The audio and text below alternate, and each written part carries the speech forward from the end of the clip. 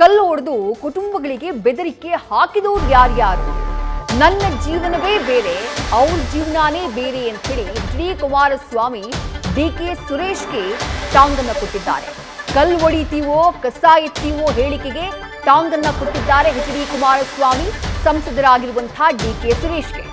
ಅವರಂತೆ ಕುಟುಂಬಗಳನ್ನ ಬೀದಿಗೆ ತಳ್ಳಿ ದುಡ್ಡು ಮಾಡಿದವನಲ್ಲ, ನಾನು ಓದುವಾಗಲೇ 3 ಲಾರಿಗಳನ್ನ ಹೊಂದಿದ್ದೆ ಅಂತ ಹೇಳಿ ಮಾಜಿ ಸಿಎಂ ಡಿ ಸಂಸದ ಡಿಕೆ ಸುರೇಶ್ಗೆ ಕೌಂಟರ್ ಕೊಟ್ಟಿದ್ದಾರೆ.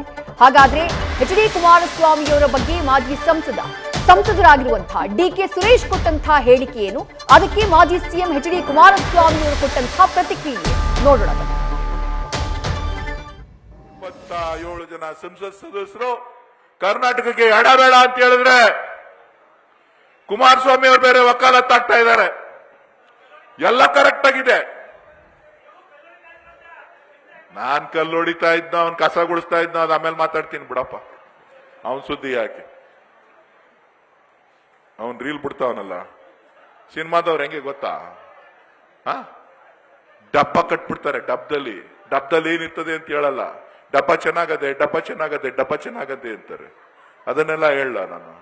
ಯಾವದೆ ಅಂತ ಆ ಆವಿಗೆ ಎದುರ್ಕೊಳ್ಳಲ್ಲ. ಅದೆಲ್ಲ ಬಿಟ್ಬಿಟ್ಟಿರೋರು ನಾವು. ರೀಲ್ ಬಿಟ್ಬಿಟ್ಟು ಬಂದು ಇಲ್ಲಿ ಕೂತಿರೋರು ನಾವು. ರೀಲ್ ಬಿಟ್ಬಿಟ್ಟು ಇಲ್ಲಿ ಬಂದು ಕೂತಿರೋದು.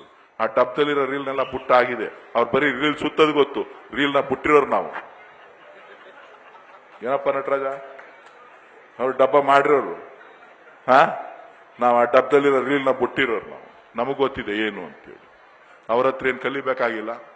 ಆ ರೀಲ್ ಬಗ್ಗೆ ಚರ್ಚೆ ಮಾಡಿ ಅವ್ರ ಬದುಕೇನಿತ್ತು ಹಿಂದೆ ಬಂದ್ರಲ್ಲ, ದೊಡ್ಡಹಳ್ಳಿಲಿ ಕೋಡಹಳ್ಳಿ ಹಳ್ಳಿಲಿ, ಅದನ್ನು ಮತ್ತೆ ಜ್ಞಾಪಕ ಯಾಕೆ ಮಾಡ್ಕೊತೀರಿ?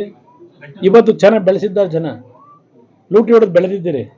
ಅವತ್ತಿನ ದಿನಗಳು ಯಾಕೆ ನೆನ್ಕೊತೀರಿ? ರೀಲ್ ಬಗ್ಗೆ ಯಾವ ರೀಲ್ ತೋರಿಸ್ತಾ ಇದ್ರಿ ಅನ್ನೋದು ಗೊತ್ತಿಲ್ವಾ ಜನಕ್ಕೆ? ಅಲ್ಲಿ ಯಾವ ರೀಲ್ ತೋರಿಸ್ತಾ ಇದ್ರು ಅಂತ ಹೇಳಿ ಆ ರೀಲ್ ನಾನು ತೋರಿಸ್ಕೊಂಡು ಬಂದಿಲ್ಲ. ನಾನು ಬಂದಿರೋದು ಜನಗಳ ಬದುಕನ್ನು ಸರಿಪಡಿಸ್ತಕ್ಕಂಥ ರೀಲ್ ಬಿಟ್ಕೊಂಡ್ ಬಂದಿದ್ದೀನಿ. ಅವ್ರು ಏನ್ ಬಿಟ್ಟಿದ್ದಾರೆ? ಅಯ್ಯೋ, ಎಷ್ಟು ಬಿಡ್ಬೇಕು ನೋಡಿ. ನಾನು ನನ್ನ ವೃತ್ತಿ ಈ ಎಜುಕೇಶನ್ ನಾನು ಮಾಡ್ತಾ ಇದ್ದಾಗಲೇ ಬೆಂಗಳೂರು ನಗರದಲ್ಲಿ ನಾನು 3 ವೆಹಿಕಲ್ ಇಟ್ಕೊಂಡಿದ್ದೆ, ಲಾರಿಗಳನ್ನ. ಬೆಂಗಳೂರು ನಗರದ ಕಸ ವಿಲೇವಾರಿಯ ಒಂದು ಟೆಂಡರ್ನ 2-3 ವಾರ್ಡ್ನಲ್ಲಿ ತೆಗೆದುಕೊಂಡಿದ್ದೆ. ಗೌರವಯುತವಾಗಿ ಬದುಕಿದ್ದೇನೆ. ಇವ್ರ ಥರ ಸರ್ಕಾರದ ಭೂಮಿಗಳನ್ನ ಸುಳ್ಳು ಲೆಕ್ಕ ಕೊಟ್ಕೊಂಡು ಹಲವಾರು ಕುಟುಂಬಗಳನ್ನ ಬೀದಿಗೆ ತಂದಿಟ್ಟು ಆ ರೀತಿ ಕಲ್ಲೊಡೆದ ಜೀವನ ಮಾಡಿಲ್ಲ. ನನ್ನ ಜೀವನವೇ ಬೇರೆ, ಅವ್ರ ಜೀವನವೇ ಬೇರೆ. ನ್ಯೂಸ್ ಫಸ್ಟ್, ನಿರ್ಭೀತಿಯಿಂದ ನಿಮ್ಮ ಪರವಾಗಿ.